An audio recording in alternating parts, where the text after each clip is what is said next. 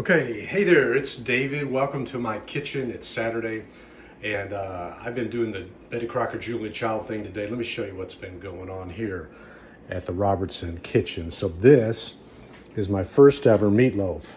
1 hour and 20 minutes. Some parts of it are 209 degrees, some parts of it are different temperatures, but I'm getting ready to eat that, or eat a piece of that. So we'll see how that works. And then this is my first ever cereal clusters. I used Raisin Nut Bran and maple syrup and peanut butter. I melted the peanut butter and the maple syrup, poured it over that. I mean, easy breezy, unbelievable. We'll see if they stick together. My grandma made things, but she used Carol's syrup. So I wanted to try something different. So one more thing I made. Let's go in the kitchen.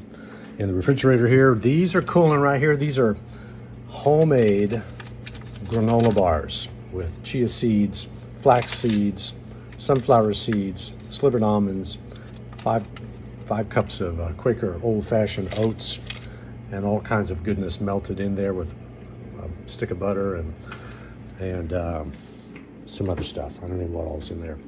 But anyway, so we'll see how those slice up tomorrow.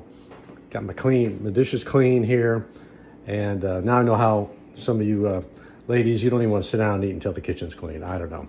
I never used to be able to figure that out, but now I know all about that. So anyway, I just want to share that little tidbit with you. It was a lot of fun doing this. I have a good sense of accomplishment. I'm going to have some meatloaf. So God bless y'all. Take care.